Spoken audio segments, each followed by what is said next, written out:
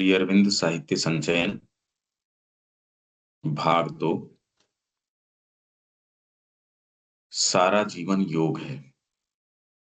जीवन और योग दोनों के समुचित दृष्टिकोण में सारा जीवन या तो सचेतन रूप से या अवचेतन रूप से एक योग है, क्योंकि इस शब्द से हमारा तात्पर्य है सत्ता में छिपी गुप्त क्षमताओं की अभिव्यक्ति द्वारा आत्म पूर्णता की दिशा में एक प्रणालीबद्ध प्रयास, और उस प्रयास में विजय की उच्चतम स्थिति है उस वैश्विक और परात्पर अस्तित्व के साथ मानव व्यष्टि सत्ता का ऐक्य, जिसे हम मनुष्य में और ब्रह्मांड में आंशिक रूप से व्यक्त देखते हैं,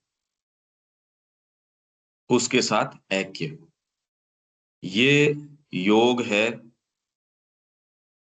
पर ये संपूर्ण नहीं है। ये कोई चीज ये कि कंप्लीट ये हो गया। ये ऐक्य साधित करना एक तरीके की शुरुआत है। अरे भी भगवान तो स्वयं भगवान है ही, तो उसके बाद में ये यहाँ अभिव्यक्ति में जो आया है और जो क्रिया कर रहा है उसका अर्थ नहीं समझ में आता। वर्तमान में हम कॉन्शियस नहीं हैं, इसलिए हम योग के द्वारा उससे तादात्म्य प्राप्त करते हैं। पर उससे आगे क्या, आगे क्या करेंगे हम?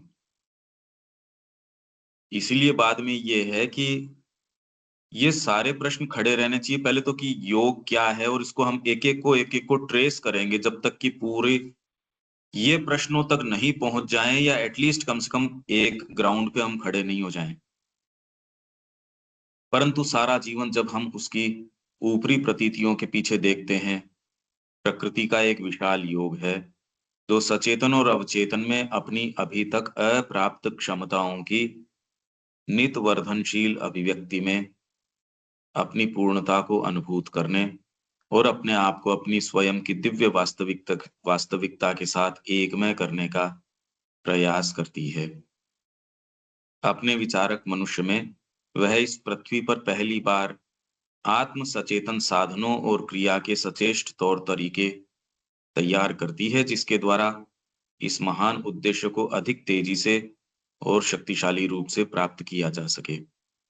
योग, जैसा कि स्वामी विवेकानंद ने कहा है, व्यक्ति के विकास को एक जीवन या कुछ वर्षों या यहाँ तक कि कुछ महीनों के शारीरिक अस्तित्व में समेटने का एक साधन माना जा सकता है।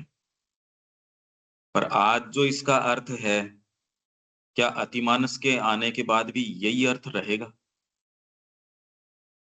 भाई अभी आप शरीर के अस्तित्व की बात कर रहे हो, पर शरीर का जो कंसेप्शन है वो तो अतिमानस के आने के बाद ये वाला कंसेप्शन तो नहीं रहेगा, क्योंकि शरीर है वो दिव्य शरीर बन जाएगा। योग रहेगा, उसकी आवश्यकता रहेगी या नहीं रहेगी?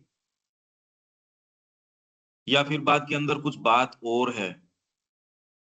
मैं खाली ये प्रश्न दे रहा हूं, इसका हमको नहीं पता। इन डिटेल्स की बात करी भी नहीं जा सकती। तो शारीरिक अस्तित्व में रहते हुए आप ये एकत्व प्राप्त कर लेते हो, ये है जो भी है। पर एक सुप्रामेंटल बीइंग के अंदर स्वतः है ही आपके ओमनिसियंस, ओमनीपोटेंस और ओमनी प्रेजेंस, मतलब सर्वव्यापिता, सब जगह विद्यमान है। वो सर्वज्ञ है, मतलब सब चीजें जानता है, और सर्वशक्तिशालिता, ये तीनों बाय डिफॉल्ट उसमें होंगी। जैसे मनुष्य का बच्चा कोई भी पैदा होता है तो वो माइंड बाय डिफॉल्ट लेके पैदा होता है, वैसे ही ये चीजें उसके अंदर बाय डिफॉल्ट होंगी। तो आज जो हम इसको जिस तरीके से डिफाइन कर रहे हैं, ये इतना तो हम कंसीव कर पाते हैं जिस तरीके से श्री अरविंद ये कह रहे हैं सुप्रामेंटल की, तो उसके अंदर ये कंसेप्शन डेफिनेटली इसके अंदर ये इस तरीके का नहीं रहेगा। तो यही मैं कह रहा हूं, आज जो हम योग से जो अर्थ समझते हैं, क्या उसका वही प्रारूप होगा? तो हम ये देखते हैं योग आपको बस कंप्लीट ही कर देगा, ये कर देगा, वो जो भी कर देगा, युक्त कर देगा। इसलिए मैं कह रहा हूं इसके अंदर ठीक है, अभी समझने के लिए तो है, इसीलिए गीता भी लास्ट के अंदर क्या, सर्वधर्मान परित्यज्य मोक्ष संन्यास योग, क्योंकि उसमें लास्ट के चैप्टर में श्री अरबिंदो कमेंट्री में जो बात कह रहे हैं, बड़ी विशेष बात कह रहे हैं कि एटलीस्ट सोल को कोई इश्यू आउट तो चाहिए, ये कर लिया वो योग कर लिया, इससे बात बन नहीं रही, इससे हो नहीं रही बात। ये तो जब तक सब टोटल न्योछावर नहीं कर देता और पूरी सत्ता के ऊपर एक दूसरी चीज अधिकार नहीं कर लेती और पूर्णतः आपके अंदर से प्रतिबिंबित नहीं कर लेती, उसको किसी योग का नाम नहीं दिया जा सकता। इसलिए सारे योग बिल्ड करके, एनी हाउ अभी तो हम योग के ऊपर हैं और योग समन्वय की बात कर रहे हैं, पर श्री अरविंद को ये रिवाइज करने का समय नहीं मिला, ये क्या प्रारूप लेगा। इतने प्रश्न तो कि सुप्रामेंटल आने के बाद ये वाला प्रारूप तो नहीं रह सकता, जहां आपको by default omnipresence, omnipotence, omniscience मिल जाएगी। तो अभी जो आप भौतिक अस्तित्व या शारीरिक अस्तित्व की जो बात कर रहे हो, वो समीकरण उस समय इस तरीके का नहीं रहेगा, तो फिर जैसे परिभाषित कर रहे हो वो भी नहीं रहेगी। तो स्वामी विवेकानंद ने योग के संबंध में कहा कि व्यक्ति के विकास को एक जीवन या कुछ वर्षों या यहाँ तक कि कुछ महीनों के शारीरिक अस्तित्व में समेटने का एक साधन माना जा सकता है। इसलिए योग की कोई अमुक प्रणाली उन सामान्य तरीकों के एक चयन या संकीर्णतर पर तीव्रता के अधिक ऊर्जस्वी रूपों में घनीभूत करने से अधिक कुछ नहीं हो सकती, जिनका उपयोग पहले से ही शिथिल रूप से बड़े पैमाने पर तसल्ली के साथ किया जा रहा है, जिसमें ऊपर से देखने में सामग्री और ऊर्जा की अधिक भारी बर्बादी होती है, पर जिसमें अपने विशाल ऊर्ध्वगामी प्रयास में महती माता द्वारा अधिक पूर्ण संयोजन से निर्माण किया जाता है। क्योंकि यदि आप बहुत छोटे दृष्टिकोण से देखो और खाली मानव जीवन को देखो और उसमें योग देखो, तो फिर भौतिक ब्रह्मांड भी आप देखते हो, पृथ्वी के अलावा ये सारे हैं, ये क्या कर रहे हैं। आप खाली ह्यूमन नेचर की बात करते हो, यहाँ टेरेस्ट्रियल नेचर मतलब पार्थिव प्रकृति के अंदर वनस्पति भी है, आपका जड़ तत्व भी है, फिर आपके पशु जगत भी है, इन सारों का भी तो विकास है। तो पार्थिव प्रकृति के ये अंदर ये सारे भी तो क्रम विकास में हैं।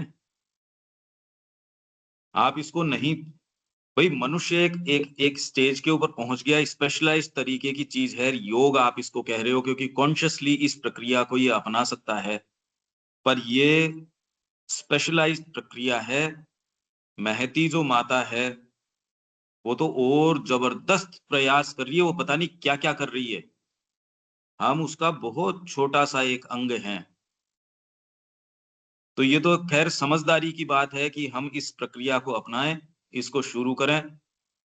और वो जो लाइफ फॉर्म्स पशुओं में प्रकृति जो काम कर रही है, हम उस गैप को जबरदस्ती, प्रकृति ने तो इतना गैप ला के खड़ा किया है, पशुओं और मनुष्य के बीच के अंदर कितना बड़ा उसने गैप किया है, हम क्यों मेट रहे हैं उस गैप को बार बार, हम बार बार लौट के पशुता पे क्यों जा रहे हैं। यहां तक तो ये तो हुई समझदारी की बात, पर उसके अलावा जो प्रश्न मैं कह रहा हूं योग के बारे में, जो अभी भी जो, क्योंकि ये परिभाषाएं इतनी सिंपल नहीं है। सुप्रामेंटल आने के बाद में अगर बाय डिफॉल्ट ही आपको वही चीज, वो चेतना रहेगी, तो फिर आप क्या करोगे।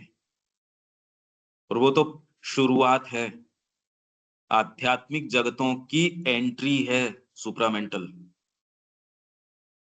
अच्छा, ये सारी प्रक्रिया चल रही है यहाँ, ये सब प्रक्रिया यहाँ चल रही है, तो अब ये भौतिक मन हमारा कैसे विश्वास कर ले। वो तो सारी चीज की यहाँ नियम भी हैं, ऐसे तो चल ही रहा है, पैसे बिना तो कैसे काम होगा, भोजन बिना कैसे काम होगा, वर्तमान ये है, योग के नियम ये हैं, साधना के नियम ये हैं, इसकी प्रक्रिया ये है, वेद के ये नियम है, इसके ये हैं, पता नहीं इसको कहाँ रखे।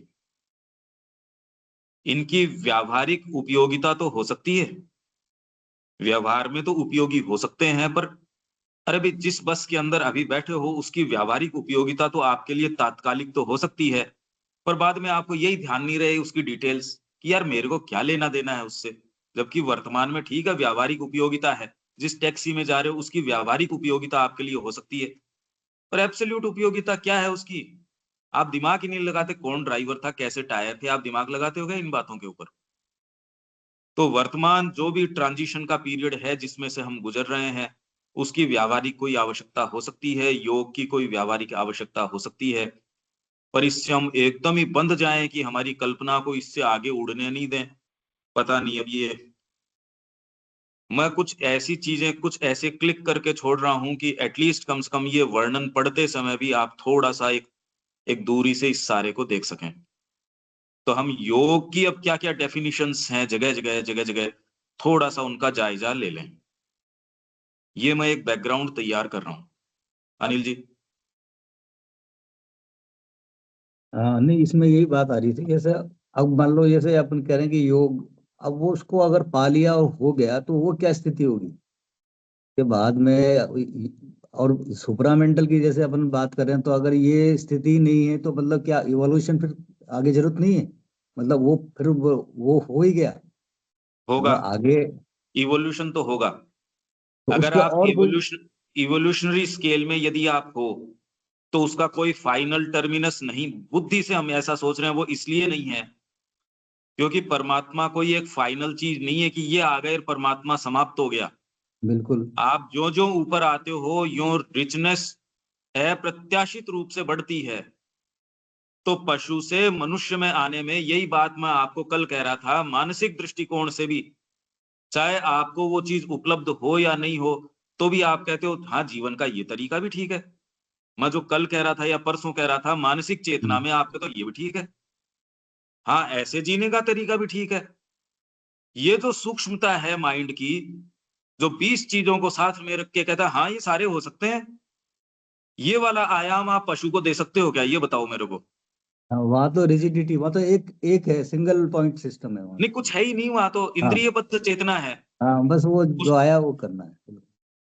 यहां आप ये कह रहे हो हाँ मकान बनने के असंख्यों तरीके हैं, ये बात तो एक कॉमन आदमी जानता है।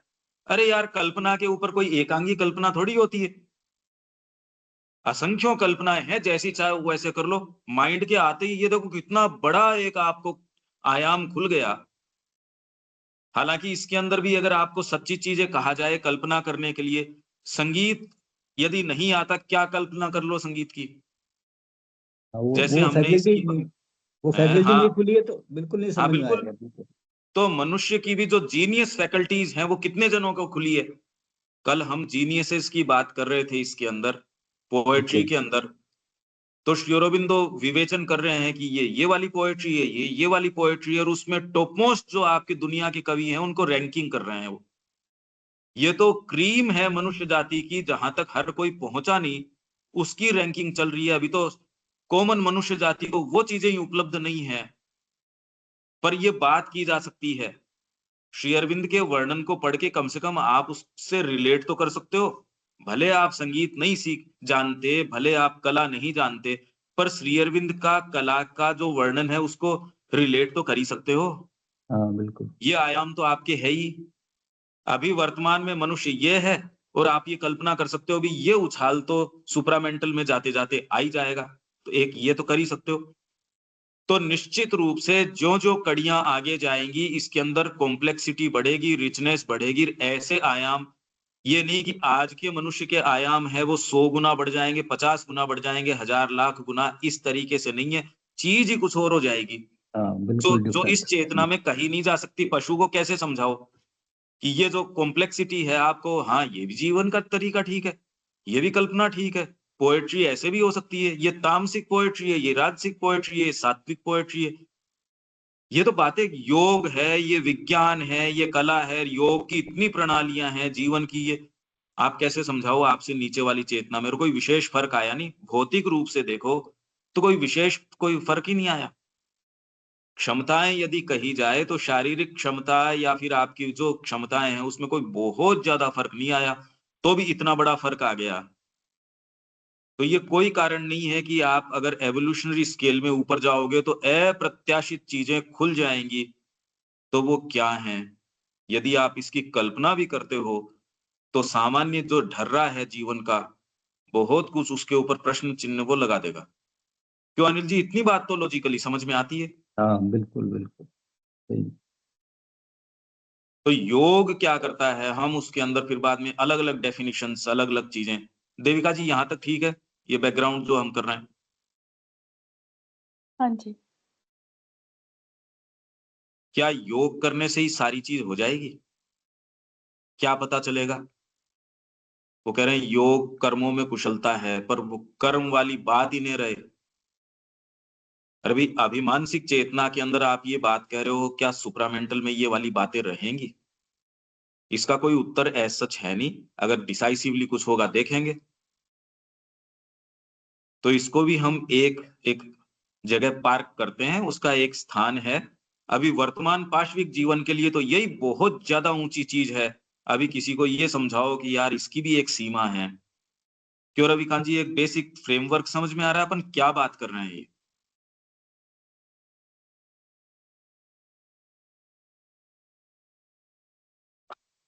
क्या पूछा आपने? ये जो फ्रेमवर्क, ये जो बैकग्राउंड, हम ये जो भूमिका बना रहे हैं अभी, या जो जी। ये बात कर रहे हैं, ये कुछ कुछ आप फॉलो कर पा रहे हैं क्या?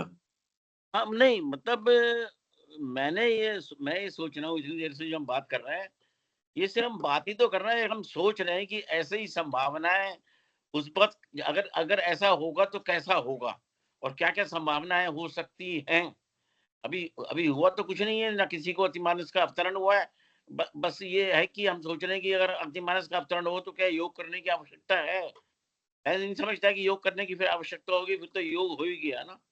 फिर तो हमारा उससे यूनियन विद द डिवाइन नहीं क्या, एक हम दिव्य पुरुष बन के निकलेंगे फिर। ये हाँ चीज़। बिल्कुल, ये यही बात है। तो इसीलिए मैं तो लगातार पहले दिन से जो प्रश्न करता आया हूं, क्या ये इतिश्री है? नहीं है। इसी चेतना के अंदर इतिश्री आपने एक गोल रखा है, बाद में तो बाय डिफॉल्ट सारों को यूं ही उपलब्ध होगा। तो फिर आगे आपके हिसाब से तो क्रम विकास होना ही नहीं चाहिए। फिर विकास अंधकार से प्रकाश की ओर नहीं होगा, प्रकाश से उच्चतर प्रकाश की ओर होगा। मुद्दे चेंज हो जाएंगे। हम मुद्दे चेंज हो जाएँगे, मगर श्री अरविंद ने कहा है कि अतिमानस के बाद भी एक अवस्था और रहेगी, जिसका अभी मैं ज़िक्र नहीं कर सकता। उन्होंने लिखा है एक जगह। हाँ हाँ, नहीं वो तो ठीक है, लिखा नहीं, वो तो ग्राफ है उनका पूरा। हाँ। खाली लिखा नहीं, इन चर्चाओं में तो हम जाएंगे, पर मैं कह रहा हूँ कि अगर माइंड को अभी बंद रखें तो वो चर्चा आने के बाद भी गुजर जाएगी। चर्चाएं तो मान लो हम कितना भी धीरे चलें, पर एक समय से वो गुजरेंगी भी। जी। ये हमारी एक मानसिक तैयारी, ये प्रश्न जो है आपको ये खुला रहना और जीवन में इसमें पदार्पण करना कि ये तात्कालिक आवश्यकता है, ये दूरस्थ आवश्यकता है, ये ऐसे एक मानसिक क्लैरिटी के लिए इतनी हमको सुरुचि होनी चाहिए। तो अब आगे चलते हैं इसके अंदर। अब योग की जो डेफिनिशंस हैं, इतनी बातें तो हमने कर ली, तो ये योग के संबंध में है। अब इसके ऊपर आते हैं, हम क्या इसको जानते हैं, अब क्या ये कर सकते हैं या योग को, ये आप अपने पॉइंट्स बनाने शुरू कर दो। इन रेफरेंसेस को आप, ये नंबर आप लिख लो। तो मैं हिंदी के दे रहा हूँ, इसके इक्विवेलेंट आप देविका जी इंग्लिश के अंदर ढूंढ सकते हैं। मैं हिंदी के दे रहा हूँ सारों की सुविधा के लिए। हाँ जी। तो इसमें सबसे पहले तो आते हैं हिंदी वाले 189 पेज के ऊपर, पहला वॉल्यूम है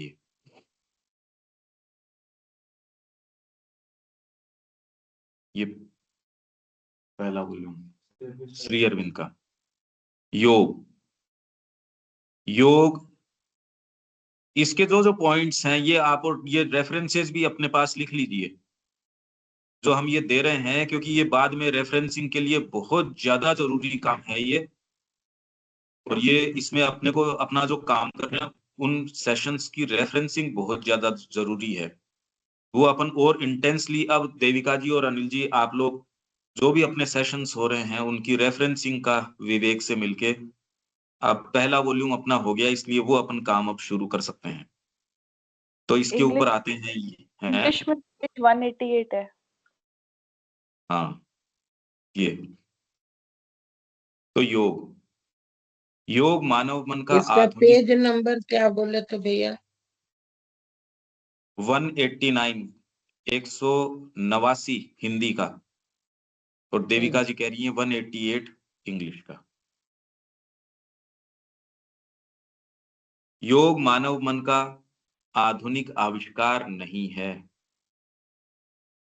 कि कोई नया आविष्कार हो, ऐसी बात नहीं है, अपितु हमारी प्राचीन और प्राग ऐतिहासिक मतलब प्री हिस्टोरिक मतलब जितना आधिकारिक रूप से इतिहास दर्ज है उससे पहले से भी चली आ रही संपदा है। वेद हमारा विद्यमान प्राचीनतम मानव दस्तावेज है और वेद एक दृष्टिकोण से योग के व्यावहारिक संकेतों का एक महान संकलन है। वेद हमारा विद्यमान प्राचीनतम मानव दस्तावेज है और वेद एक दृष्टिकोण से योग के व्यावहारिक संकेतों का एक महान संकलन है। वेद क्या है? जब आप योग करते हो तो व्यवहार में किस तरीके के संकेत उत्पन्न होते हैं, सारी ऋचाएं आप इसमें से इतिहास जानने का प्रयास कर रहे हो, पर योग की अवस्थाओं के अंदर व्यवहार में क्या चीजें उत्पन्न होती हैं, आपके मनोविज्ञान के अंदर, आपके शरीर के अंदर सारे देवताओं की क्रिया कैसे होती है, उसके अंदर कैसे अश्विनी कुमार काम करते हैं, आपका मन प्राण शरीर डीपर साइकोलॉजी विचार सब टोटल किस तरीके से इसमें व्यवहार में क्रिया करते हैं, ऊपर उठते हैं, यज्ञ में जाते हैं, दिव्य होते हैं, ये सारों का दस्तावेज यदि कोई है तो वो वेद है। समस्त धर्म 189 वेद जो है, इसलिए वेद को समझना यदि आप डीप साधना कर रहे हो तो ही आपके समझ में आएगी। आप पांडित्य के स्तर के ऊपर इसका विवेचन कर रहे हो तो आप इसमें से इतिहास देखोगे, इसमें सामान्य जीवन देखोगे, जबकि इसके अंदर योग के व्यावहारिक संकेत हैं। तो समस्त धर्म एक पुष्प है जिसका मूल योग है। समस्त दर्शन, समस्त धर्म एक पुष्प है। हाँ, समस्त धर्म कल जो पढ़ा था, जितना भी धर्म जो उत्पन्न होके आया है, समस्त धर्म जिसके अंदर हम तो सनातन धर्म की बात करें, एक पुष्प है, मतलब फ्लावर है, परिणाम है कि इसका मूल उसका योग है। समस्त दर्शन, फिलोसफी, काव्य और प्रतिभाशाली कृतियां इसे सचेतन या अचेतन रूप से एक उपकरण के रूप में उपयोग करती हैं। हम मानते हैं कि ईश्वर ने योग के द्वारा संसार का सृजन किया और योग के द्वारा वैसे फिर से अपने में खींच लेंगे। योग ही वस्तुओं का जन्म और मरण है, मतलब योग से ही सारी चीजें उत्पन्न होती हैं। तो योग करके आप फिर से उसी अवस्था में आ जाते हो जिस मूल अवस्था से वस्तुएं अभिव्यक्ति में आती हैं और अनअभिव्यक्त में फिर से चली जाती हैं। ये क्या प्रक्रिया है? मानसिक रूप से एक सीमा तक ही समझा जा सकता है, क्योंकि मानसिक खाली एक एटीट्यूड है, देखने का तरीका है। जब श्री कृष्ण अर्जुन के समक्ष अपनी सृष्टि की महानता को प्रकट करते हैं और जिस पद्धति से उन्होंने तर्क सम्मत विपर्ययों, कॉन्ट्राडिक्शंस या कॉन्ट्ररीज के सामंजस्य के द्वारा इसे अपनी निज सत्ता में से निर्मित किया है, वह समझाते हुए कहते हैं, पश्य में योगम ऐश्वरम, मेरे दिव्य योग को देख। हम आमतौर पर इस शब्द योग को एक अधिक सीमित अर्थ दे देते हैं।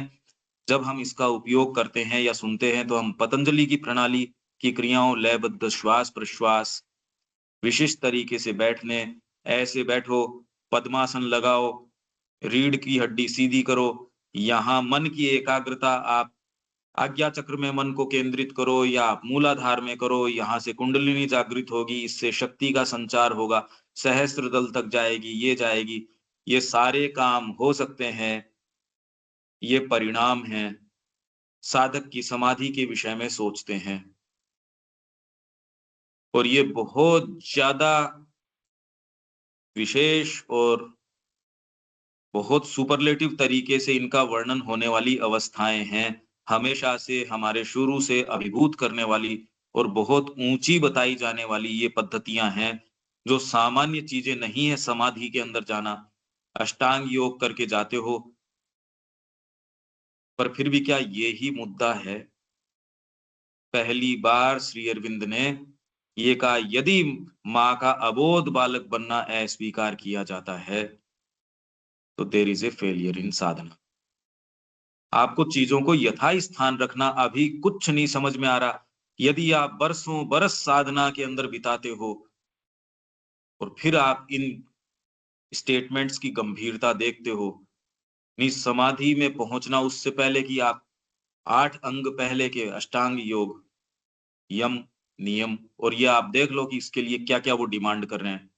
आसन, प्राणायाम, अब वो तो लुप्त ही हो चुके, वो डिटेल्स तो लुप्त हो चुकी, करना तो बहुत दूर की बात है। आज वो डिटेल्स ही हमको प्राप्त नहीं है। ऐसा इसके अंदर क्या एन्चांटमेंट है कि व्यक्ति इतनी गंभीरता लेता है, इतना जबरदस्त पीड़ा लेता है, अपने जीवन को एकदम कस देता है, अगर वो कसावट में नहीं आता तो उसके लात मार देता है। ये कहने सुनने की बातें नहीं है अभी तो, क्योंकि हम में से किसी ने डिसाइसिव पदार्पण किया नहीं। इसलिए कह देना कि अरे नहीं हम तो पूर्ण योग कर रहे हैं, हम ये योग कर रहे हैं, ये थोड़ा सा हमको बोलने से पहले चीजों का रिलेटिव, उसका स्थान, उसकी वैल्यू ये समझनी चाहिए। वो इतने मूर्ख हैं क्या? यम, नियम, आसन, प्राणायाम और उससे खिलने वाली आपकी जो क्षमताएं हैं, आपकी पावर्स हैं जो निकल के आती हैं, पागल थोड़ी है वो, आप सोचिए। और वो सारा करने के बाद जब श्री अरविंद कह रहे हैं योग साधना की केंद्रीय प्रक्रिया क्या है, माँ के प्रति खुल जाना, देखो कितनी जोरदार बात है। गीता भी इसी के ऊपर पहुंच रही है।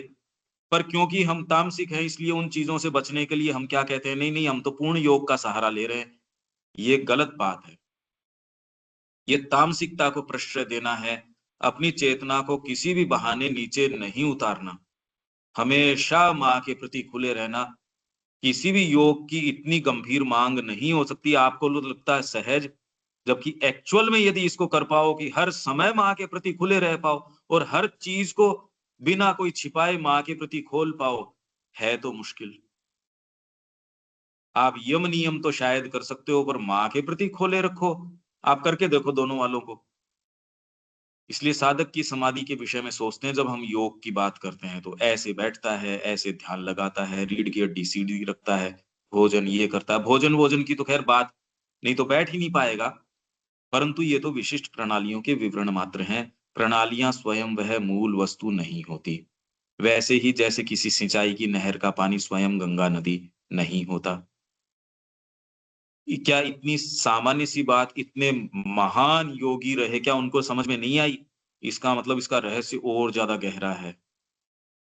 ये साहस जो श्री अरबिंदो कर रहे हैं ये कहने का, जैसे क्या कितने मूर्ख थे वो, पागल थे वो। यम, नियम, आसन, प्राणायाम, प्रत्याहार, और ये ऐसी सामान्य चीजें हैं ये करने की। ये है विशिष्टता श्री अरविंद ने लाके इसको नए तरीके से जो डिफाइन किया है। पहले तो अपने आप को तैयार करें इस बात की गंभीरता के लिए। ये सामान्य स्टेटमेंट्स नहीं है। योग श्वास प्रश्वास के बारे में तनिक भी विचार किए बिना, किसी भी मुद्रा में या बिना किसी आसन के ध्यान लगाने पर जोर दिए बिना, पूर्ण जागृत अवस्था में चलते हुए, काम करते हुए, खाते पीते, दूसरों से बातें करते हुए, किसी भी कार्य व्यवहार में, नींद में, स्वप्न में, अचेतना, अर्धचेतना, दोहरी चेतना की स्थिति में किया जा सकता है। अब ये तो बड़ी विचित्र बात हो गई। अगर ये इतना ही सहज है तो फिर क्यों जंगल में गए भी वो? अगर ये किया जा सकता है और वास्तव में आप इसको गलत अर्थ में लो जो श्री अरविंद कह रहे हैं, तो आप कहते देखो मैंने कहा था ना, आश्रम में जाने की या इन विशेष स्थितियों में जाने की जरूरत नहीं है। ये तो बाजार में बैठ के भी किया जा सकता है। ये तो कुछ भी करते हुए किया जा सकता है। बिल्कुल ठीक बात है, पर कब किया जा सकता है? जब आपने ये संकल्प कर लिया हो और वो संकल्प आपको बताता हो कि अभी आपको बाजार में बैठना है, अभी आपको सब्जी लेने जाना है, अभी आपको ध्यान करना है, अभी आपको करस्पॉन्डेंस करनी है, अभी आपको यहाँ लड़ाई में जाना है। आप यदि व्यक्तिगत स्तर के ऊपर देखते हो तो आपका योग शुरू ही नहीं हुआ। ये फ्रेम करना बहुत ज्यादा ये क्लैरिटी जरूरी है कि किसी भी अवस्था में योग किया जा सकता है, पर वो अवस्था आपकी चयनित नहीं होनी चाहिए। दिव्य संकल्प आपको निर्धारित करेगा कि आपको यहाँ होना है, ये काम करना, आपको नींद में जाना है या नहीं जाना। तो नींद में आप जाओगे तो योग होगा। मनमर्जी से सो रहे हो और फिर कह रहे हो योग होगा, तो नहीं होगा। कार्य व्यवहार मनमर्जी से करोगे। नवजात जी ने बिल्कुल ठीक उसके अंदर जो अपनी टेप के अंदर कह रहे हैं, वो कह रहे हैं कि जब आप भगवान को कह देते हो तो सारी चीजें सुचारू चलती हैं, रिस्ट्रक्चर हो जाती है, समय पे खाना होगा, समय पे भोजन होगा, समय के ऊपर चिट्ठी आएगी, समय पे व्यक्ति आएगा, समय पे ये होगा। कब होगा? जब आपने अपने आप को माँ को दे दिया होगा, तब रिस्ट्रक्चर माँ करेगी, आप नहीं करोगे। साधना आपके जीवन को रिस्ट्रक्चर करेगी, तब आपकी नींद, स्वप्न, अचेतना, अर्ध चेतना, चलना फिरना, खाना बैठना, बात करना, सारी चीजें योग हो जाएंगी। ऐसा योग हो जाएंगी जो आपको यम नियम आसन प्राणायाम कोई सा भी नहीं दे सकता। क्यों नहीं दे सकता? क्या कारण है इसका? साइकोलॉजी। उसका उद्देश्य क्या है? साधक का उद्देश्य क्या है? माँ की प्रसन्नता। अगर माँ के प्रति खुलना उद्देश्य है तो उसका हर एक्ट वही परिणाम पे लेके जाएगा। और यदि आपका उद्देश्य मेरे को कुछ प्राप्त हो जाए और उससे प्राप्त होने के भाव से यदि आप अष्टांग योग भी कर रहे हो तो उतना परिणाम तो दे देगा, मुक्ति नहीं देगा। आप ये एक इसके बीच की कड़ी, ये एक इशू, ये है प्रॉब्लम इसके अंदर। आपका मनोभाव है वो डीप डाउन है, वो कारण है योग का, न कि कोई प्रक्रिया। अब मनोभाव लाओ कहां से? यही तो प्रॉब्लम है कि अपने आप को उछाल के यूं फेंक दिया और हर्ष के साथ माँ को दे दिया। ये तो अभी प्रयास लगता है, इसके अंदर थकान आती है, थोड़ी देर कर पाते हैं, पूरी देर इंटेंसिटी रख नहीं पाते। शरीर की अपनी मांगे हैं, प्राण की अपनी है। ये योग की साइकोलॉजी में बता रहा हूं और उसके परिणाम उस साइकोलॉजी पे निर्भर करते हैं। पर क्योंकि हमारी जो प्रकृति है वो इतनी तामसिक है, रेजिस्टेंसेस से भरी है, इसीलिए इन्होंने योग की प्रणालियों में कस दिया। मूर्ख लोग नहीं थे, समझदार लोग थे बहुत। और आप भी अगर इसके अंदर जाएंगे तो अपने आप को पाएंगे कि आप अपने आप को कसेंगे ना। भले कुछ भी होता हो शरीर के साथ, मैं ऐसे भोजन करूंगा, ऐसे ये करूंगा। ये योग की साइकोलॉजी है। आप प्रक्रिया क्या कर रहे हो वो एक बात है, किस साइकोलॉजी से उसमें पदार्पण कर रहे हो वो एक बात है। इसलिए सारा आपका भौतिक ढांचा, आपकी बीमारी वगैरह सब साइकोलॉजी के कारण है। पर साइकोलॉजी मतलब कोई ये नहीं कि आप पागल हो। मनोविज्ञान है, डीप साइकोलॉजी है। ये कोई कहने सुनने की बात नहीं, आपके हाथ में थोड़ी है वो साइकोलॉजी। इसलिए आप पढ़ लो, चाहे पदार्पण करना एक चीज है। पदार्पण किए लोग भी लगभग अहाते के उस बाउंड्री वॉल पे खड़े रहते हैं, जो किसी कारण धकेले तो गए इसके अंदर, पर उस बाउंड्री वॉल के पास ही खड़े रहते हैं। जो गर्भगृह के पास नहीं आते, मंदिर के अंदर जो भगवान की प्रेजेंस है वहां तक नहीं आ पाते। जो बाहरी बाउंड्री है, कुछ बाउंड्री के ऊपर खड़े रहते हैं, जो खाली देखते रहते हैं आध्यात्मिक जीवन में प्रवेश करूं या नहीं करूं। बाहरी जीवन है वो भी खींच रहा है, आध्यात्मिक जीवन है वो भी खींच रहा है, और वो उस फेंस के ऊपर खड़े खड़े मर जाते हैं। कुछ किसी कारण से धकेले जाते हैं तो उस बाउंड्री वॉल के पास खड़े खड़े मर जाते हैं। ये साइकोलॉजी हम बहुत धीरे चलेंगे पर योग को ट्रेस करते चलेंगे। अगर आप इसको चूक जाते हो तो ये सबसे कीमती योग के बारे में इकट्ठा कर रहे हैं हम सारी चीजों को, फिर इसकी प्रणाली तो ये योग के बारे में, क्योंकि योग समन्वय चल रहा है ना ये, तो इसके विषय में जितनी चर्चा अगर 1 महीने हो तो मेरे को कोई इसमें नहीं है कि करीब यही रहे हैं हम। ये हमारे हाथ कुछ लगनी चाहिए, पहली बार ये क्लैरिटी आ जानी चाहिए। ये चर्चा हमारे लिए ये कि योग के बारे में देखना हो, ये लो कि एक जगह सारी की सारी चर्चाएं, चाहे कितने भी आपको लगे कि बहुत ज्यादा है, ज्यादा नहीं ये कम है, कितनी भी ज्यादा करी जाओ ये तो कभी पूरी समझी जा ही नहीं सकती। तो अभी तक तो आप इसको, अनिल जी, आप समझ में आ रहा है कि डीप साइकोलॉजी की प्रॉब्लम क्या है? वो करने से योग होता है, प्रणालियों से नहीं। बिल्कुल सही है। अच्छा, इसमें मेरे को ये भी लग रहा है कि अब जैसे ये सारी जो प्रचलित जो भी अपनी ऐतिहासिक जो प्रवृत्ति है, जो भी था, जो सिस्टम था योग के बारे में, तो तो अब श्री अरविंद को ये कोर्ट इसलिए नहीं करते, उनको लगता है ये तो रिबेल मामला है, मतलब ये तो कुछ और कह रहे हैं। तो वो मतलब इतना सरल लगता है लेकिन सरल है नहीं। जो चीज ये बता रहे हैं वो जो अपने आप में इतनी प्रक्रिया कठिन थी, और उनको लगता है कि उससे जो पहुंचा जा सकता है, और ये कह रहे हैं कि ये तो ऐसे करने से हो जाएगा। तो मेरे को लगता है कि शायद वो विरोधाभास के चक्कर में भी शायद इनको ज्यादा वो एक्सेप्ट नहीं कर रहे, नहीं, प्रचलित। उसका नहीं, उसका एक कारण सहज प्रतिरोध है। आप ये देखेंगे कि सहज प्रतिरोध है श्री अरविंद के प्रति आध्यात्मिक खेमों में भी। इनफैक्ट ट्रेडिशनल स्पिरिचुअलिटी ही सबसे बड़ा प्रतिरोध है श्री अरविंद के कार्य के प्रति। क्योंकि आप अभी भी प्रक्रियाओं पे, हम सब बैठे हैं, हम सब की अपनी अपनी प्रक्रियाएं, कितने कितने लोग दूसरे लोगों की कोट करते हैं। मेरे ये समझ में नहीं आती वो श्री अरविंद को कोट क्यों नहीं करते, क्योंकि श्री हाँ, अरविंद मैं की बात ही उनके समझ में नहीं आ रही, यहाँ बैठे लोगों की। वही मैं बात कर रहा हूं। उनके समझ में तो, इसलिए दूसरे लोग उनके तो अपने प्रेजुडिसेस हैं। भैया इसमें तो यही है कि सबको को शुरू से ही श्री अरविंद के भाषा को लेके भ्रम पैदा कर दिया गया है नहीं, कि श्री अरविंद नहीं, बियॉन्ड माइंड दिखे ना हैं, ना, कुछ समझ ही ये नहीं ये आता है। ये बकवास तो श्री अरविंद के सो कॉल्ड स्व स्थापित जो मठाधीश हैं उनके द्वारा किया हाँ, गया वही है, उन्हीं और लोग को उनके बोल रहे अनुयायियों की तामसिकता है जो कुछ हिलना नहीं चाहते। इसलिए इस स्टेटमेंट में तो कोई मौलिक सत्य है नहीं, ये तो टोटल तामसिक लोगों की बकवास है। ये तो क्योंकि मैं स्वयं तो पुस्तक पढ़ने की नहीं मेरी क्षमता, और मैं इतना तामसिक व्यक्ति हूं। अब जब आपने थोड़ा प्रयास किया तो वो चीज तो अब वो तो हवा ही निकल गई उन बातों की तो। हैं। इसलिए ये टोटल बकवास है, ये तो बिल्कुल फालतू बात है। एनी हाउ, पर क्योंकि दूसरे लोग कह रहे हैं अरे हम परिणाम दे सकते हैं। अगर वो लोग आए श्री अरविंद आश्रम में, आप किसको रिप्रेजेंट कर रहे हो? मैं तो कह रहा हूं हम सारे बैठे हैं, अगर श्री अरविंद को रिप्रेजेंट कर तो रहे हैं क्या वो वास्तव में? अगर आपको देख के वो श्री अरविंद के लिए ये ऐसा कहें तो क्या गलत कहते हैं? अगर हम श्री अरविंद को प्रतिबिंबित करते हैं, यदि हम उनको रिप्रेजेंट करते हैं, तो हम में से तो एक नहीं रिप्रेजेंट करता अपने जीवन में श्री अरविंद जो कह रहे हैं उसको। हम तो अभिभूत ही नहीं है श्री अरविंद की पद्धति से, हम क्या रिप्रेजेंट करेंगे? हम तो लट्टू हैं दूसरी चीजों के प्रति।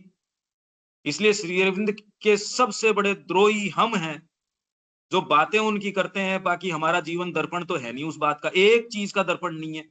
इसलिए यदि बाहरी लोग हमारे बारे में कहते हैं या श्री अरविंद की पद्धति के बारे में कहते हैं, तो यदि उस आधार पे कहते हैं तो बिल्कुल ठीक कहते हैं, गलत नहीं कहते।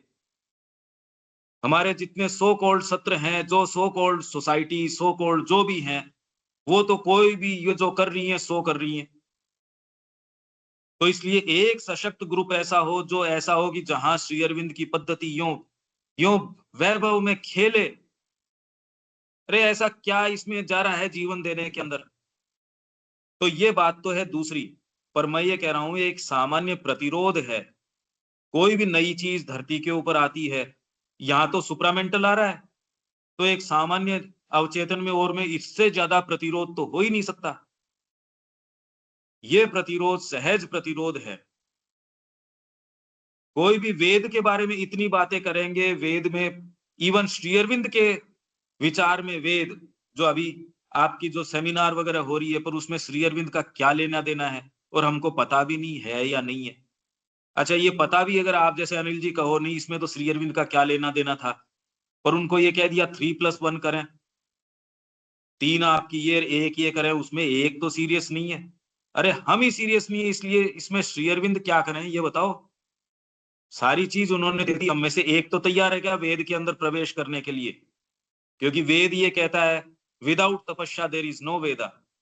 हम में से एक तैयार है क्या तपस्या के लिए? ये शब्द तो पसंद नहीं है हमको। मौका मिलते ही चेतना में नीचे गिरने का काम करते हैं हम सब। औरों की क्या इसके अंदर प्रतिबद्धता है? हम जो कह के इस जीवन में आ गए तो नहीं कर पा रहे, इसलिए इसमें श्री अरविंद क्या करें? ठीक बात। अरे भाई, किसी की भी आप ये देखते हो कि उसके नाम पे जो संस्था है, उसके अनुयायी है, वो क्या कर रहे हैं? रिप्रेजेंट कौन कर रहा है उनको? इसलिए ये स्टेटमेंट तो बिल्कुल बकवास है कि लोग ये समझते नहीं, क्योंकि वो सब तामसिक हैं। हम चाहते ही नहीं, हमने अपने अपने तरीके से अपने बस हम समझ गए और हम ये हैं। अब कल हम पूछा तो किसी को ये सेंस ही नहीं था कि हम ट्रेस कैसे कर रहे हैं, क्योंकि सारे भरे बैठे हैं ज्ञान से।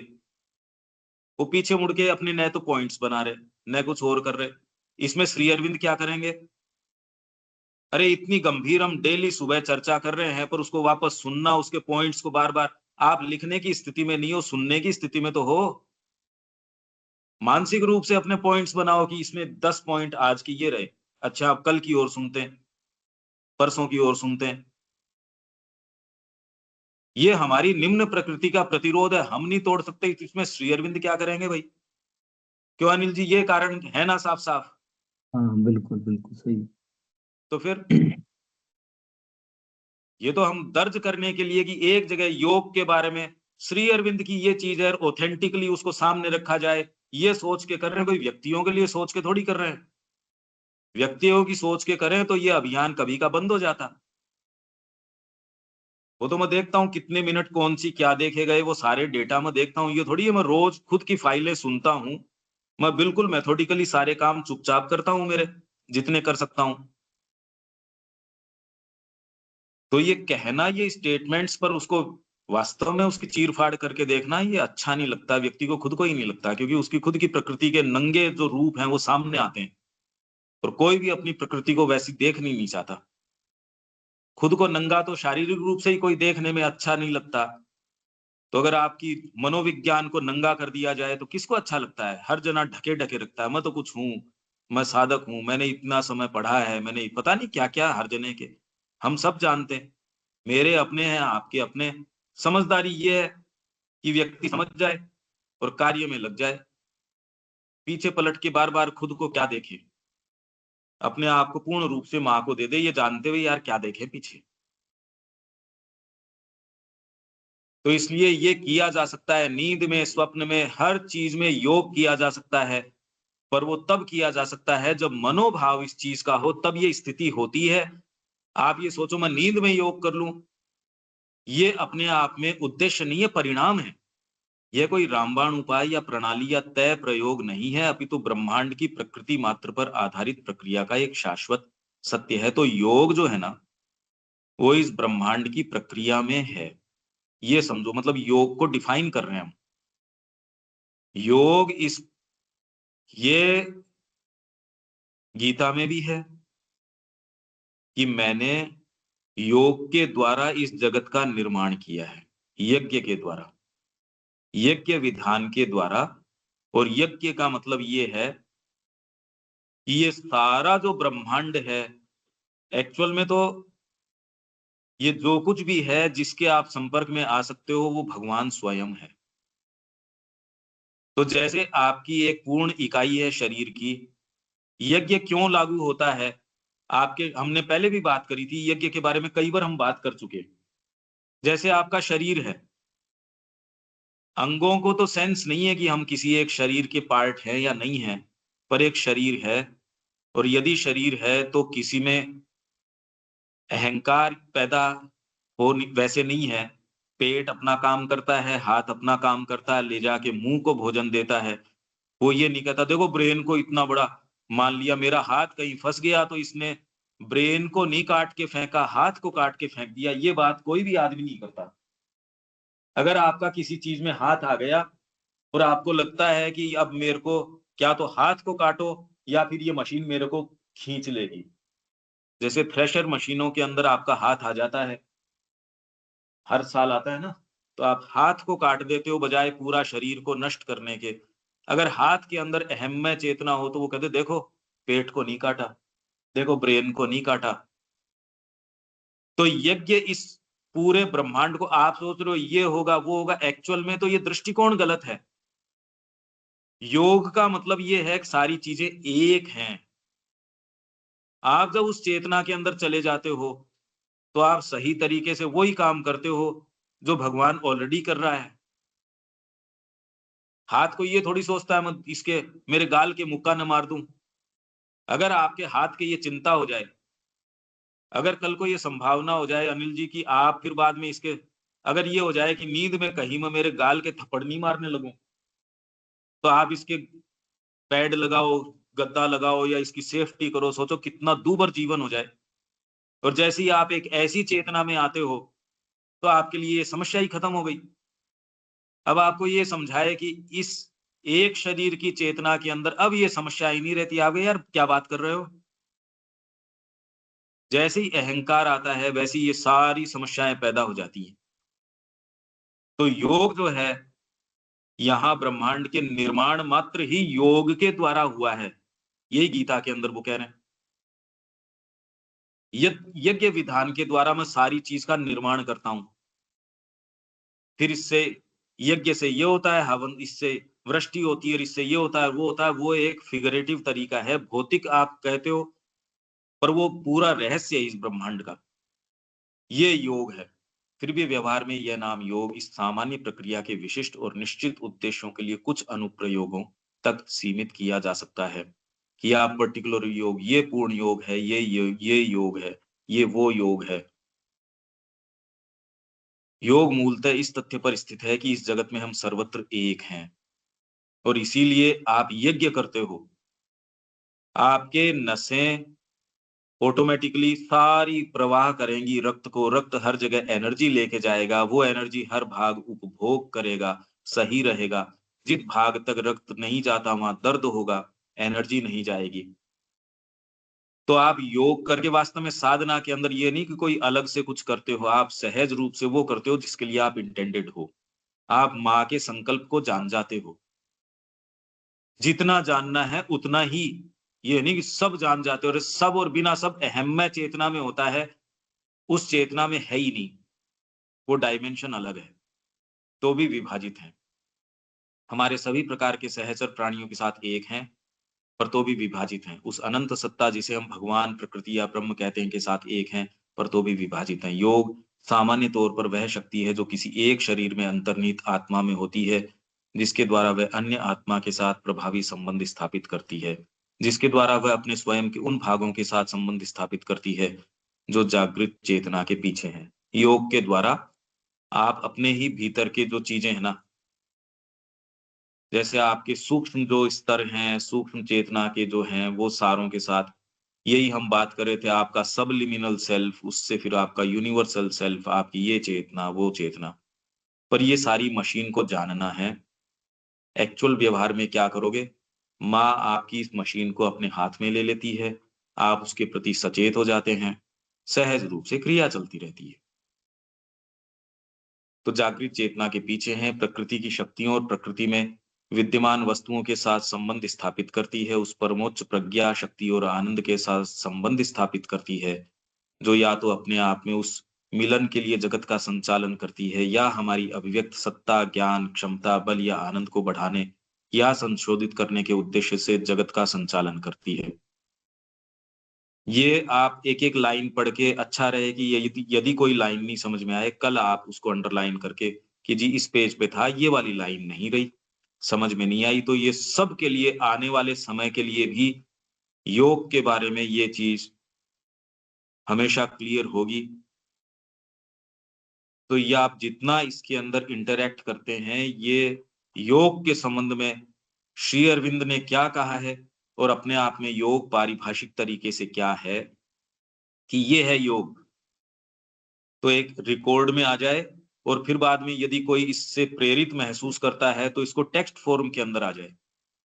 ये एक अच्छा वॉल्यूम, बहुत मोटा वॉल्यूम आ जाए, इतनी चर्चा उसको, और बहुत फोकस तरीके से ये आ जाए, विचार विचार आ जाए एकदम।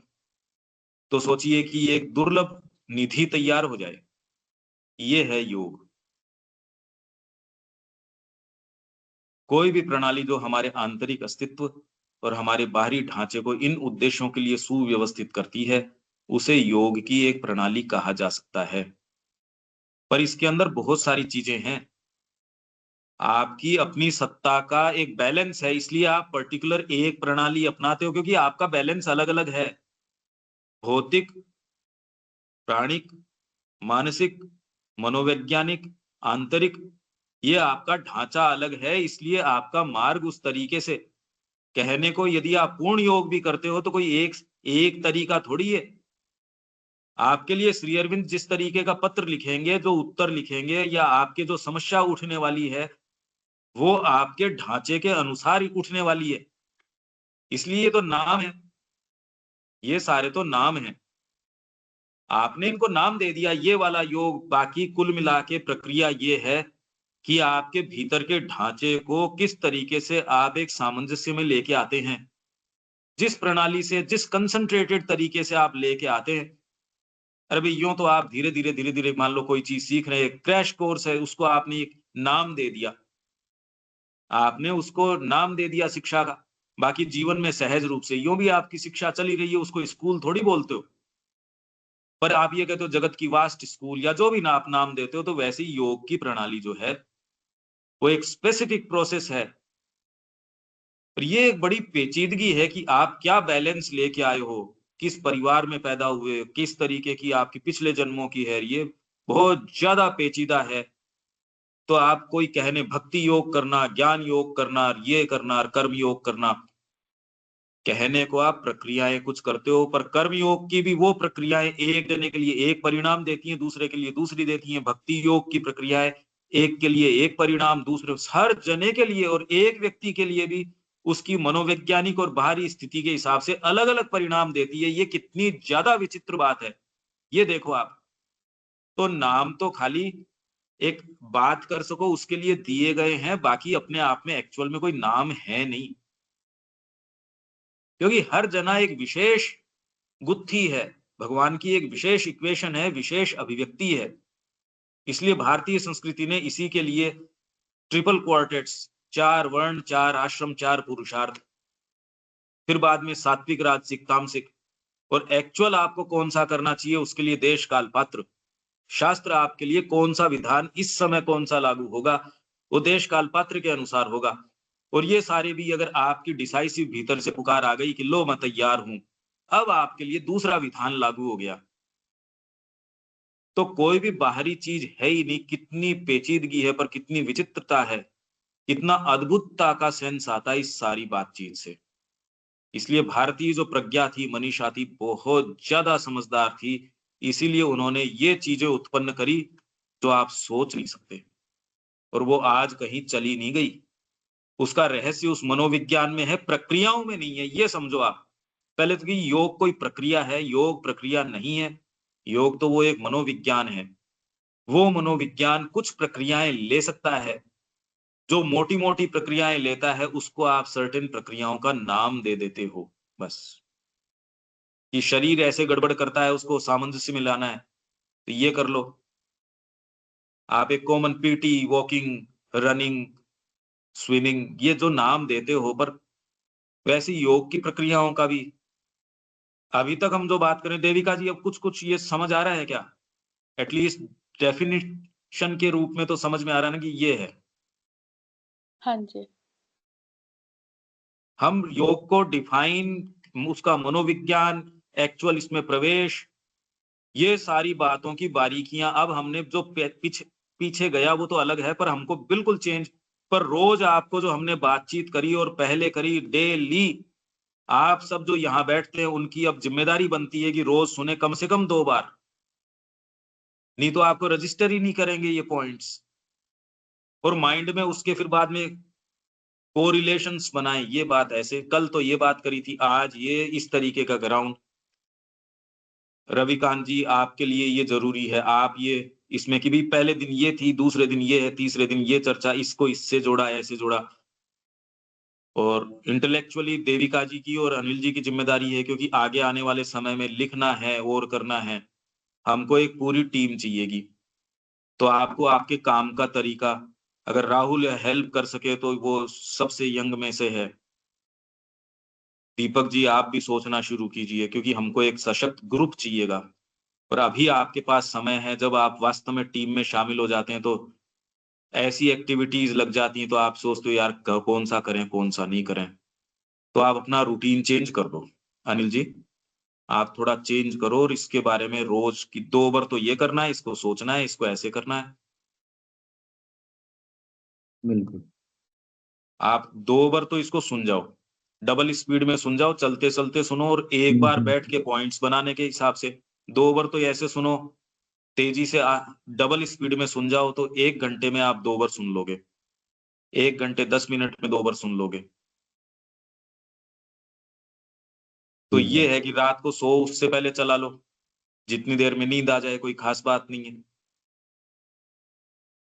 और फिर उसके कोरिलेटेड पॉइंट्स जो हैं वो बनाओ, देविका जी आप इसके कि ऐसे पॉइंट्स वो, और एकदम स्ट्रिक्टली जो है धीरे धीरे धीरे धीरे पॉइंट्स के रूप में आ जाए, एक सिनोप्सिस के रूप में अगर आ जाए, तो हमारा एक एक जो वीडियो है उसके अंदर आपका कमेंट आ जाए सिनोप्सिस के रूप में कि इसके आ जाए, तो कमेंट आप कर सकते हो, तो उसको बहुत अच्छा रहेगा।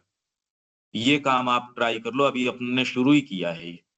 देविका जी आप कर सकते हैं क्या ये आज मूल चर्चाएं रही। हाँ जी, कल के बाद तो पंकज भाई फ्री हूँ मैं। कल मेरा फाइनल एग्जाम है, तो उसके बाद फ्री हूँ मैं। ये करोगे तो ये सबके लिए बहुत ज्यादा उपयोगी हो जाएगा देविका जी, ये कि हम जो चर्चाएं कर रहे हैं ना, इसकी एक सिनोप्सिस टाइप की आ जाए कि ये अपन ने किया, तो ये किसी के लिए भी फिर देखना रेफरेंस के लिए आज नहीं लग रहा, जब ये एक्यूमुलेट होंगी ना सारी की सारी चीजें, ये आज से पहले ये अभियान इस तरीके से हुआ नहीं और ऑथेंटिकली नहीं हुआ। कैसे करे ऑथेंटिकली? ये रिक्वेस्ट है कि आप लोग अपने अपने स्तर से कमेंट तो डाल ही सकते हो, प्रश्न डाल सकते हो। अगर आप इसमें प्रश्न डालते हो तो उसका उत्तर श्री अरविंद कहाँ क्या कह रहे हैं हम उसमें उत्तर डाल देंगे। कितने लोगों के लिए मीनिंगफुल हो जाएगा, आप सोचिए कि ये फोरम बन गया, डिस्कशन फोरम बन जाएगा। अगर आप ये कर सको तो आपके रिफ्लेक्शंस, आपकी चीजें थोड़ा समय निकाल के करो। जीवन तो अपनी गति से चल रहा, तारीखें तो जा ही रही है, कैलेंडर की तारीखें तो रोज जारी है, पैक कर दो हर तारीख को। क्यों रविकांत जी, ठीक है ना? अब धीरे धीरे आप थोड़ा हेल्प कीजिए इसमें। जी ठीक है। सब ऐसा है ना कि मेरी उंगली असल में काम नहीं करती है, मेरे को न्यूरोपैथी है। अच्छा। मैं कैसे करता हूँ मैं, देखिए मैं सच बोल रहा हूँ, मैं नहीं कर सकता कुछ, मैं सुन सकता हूँ। हाँ और नहीं नहीं, आप सुन के तो अपने पॉइंट बना ही सकते हो मन में तो। हाँ, मन में तो मैं बहुत कायदे से और ध्यान से सुन रहा हूँ। और और अगर कोई आपके फोन पे आपकी डिक्टेशन ले सके खाली मोटे मोटे पॉइंट्स की, ये मेरे पॉइंट्स है, ये तू लिख ले, इसके ऊपर कमेंट कर दे कि ये 5 पॉइंट हैं, तो कोई आपकी डिक्टेशन ले सकता है क्या? कोई आपके नीचे है कोई ऐसा? नहीं, कोई नहीं है मेरे पास। कोई नहीं, तो आप अपने स्तर के ऊपर तो माइंड से तो सोच लो। हाँ जी, हाँ जी, हाँ जी। अच्छा, अब इसके बाद ये तो एक हमारा हो गया योग क्या है, इसकी व्यापक डेफिनेशन है। एक जगह कभी भी इसमें आप श्री अरविंद के सारे एक जगह रख के देखेंगे तो भी आपको वैरायटी नजर आएगी कि ये अच्छा, यहाँ तो योग के बारे में ये कहा। ये भी बहुत इंटरेस्टिंग एक एक्सपेरिमेंट होगा, क्योंकि ऐसा कभी करते नहीं। अगर आप लगातार भी पढ़ते हो तो एक जगह कौन इकट्ठा करके पढ़ेगा। इसके बाद अब आ जाता है 199 हिंदी का पेज नंबर। ये आज हम नहीं करेंगे, तो ये मैं बोल देता हूं, आप ये पेज नंबर नोट कर लीजिए, एक बार आप देख लेना, फिर हम इस क्रम से इनको देख लेंगे। हिंदी के पेज नंबर्स बोल रहा हूं मैं, इसको अनिल जी आप नोट कर सकते हैं। 199, फिर आपका 235 से लेके 43, 235 नंबर पेज है। 235 नंबर पूर्ण योग। ये पूर्ण योग क्या कर रहा है फिर बाद में? इसमें देखिए ऐसी बातें आने वाली है जो आपके आज तक एस्टेब्लिश्ड जो नोशंस हैं योग के बारे में और के बारे में, वो अगर टूटने की उसके ऊपर आ जाए तो इसमें खुश होने की बात है, नाराज होने की बात नहीं है, क्योंकि डेफिनेटली वो टूटने ही चाहिए। फिर आपका 595 ये दूसरे वॉल्यूम में आ जाएगा। फिर 986, एक 634, ये कुछ हैं, ये गिनती बढ़ती जाएगी। मैं इसको कंप्लीटनेस से करना चाह रहा हूं, भले इसके अंदर 2 महीने लगे या 1.5 महीना लगे। कोई जल्दी है क्या इसमें अनिल जी? अपने को नहीं कोई नहीं, जल्दी है क्या? जल्दी क्या है सर, ये समझ में आ जाए तो ये बहुत बड़ी बात है। जल्दी क्या बात है, इसमें कोई दिक्कत नहीं। हाँ, ये स्पिरिट इसके अंदर चाहिए, नहीं तो कहते यार तुम योग ही योग की बात कर रहे हो। मेरे को नहीं लगता हम में से कोई ऐसा कहेगा। सर वो कोई पर टेक्स्ट इसमें बुक कोर्स थोड़ी पूरा करना है सर अपने को, कोई कोर्स थोड़ी पूरा करना है, कोर्स थोड़ी है। हाँ, पर ये अब अपने को धीरे धीरे तैयार करके एक ऐसा कि ये एक पूरी टीम अब डिसाइसिवली ये तैयार है साहब, ये लो वो। और फिर बाद में ये पुस्तक आने से पहले पहले कि ये पूरी जनता के अंदर चली जाए, पहले वाली पुस्तक क्योंकि ये रिकॉर्डिंग में आ चुकी, आप प्रतिदिन ये रिक्वेस्ट है कि उसको और लोगों के पास कैसे जाए, ये थोड़ा सा कि उनके पास कैसे जा सकती है, ये थोड़ा प्रयास कीजिए। ठीक है। ये पूरी प्रक्रिया हम देखते हैं। ठीक है, यहाँ विराम दें। जय जय श्री श्री माँ।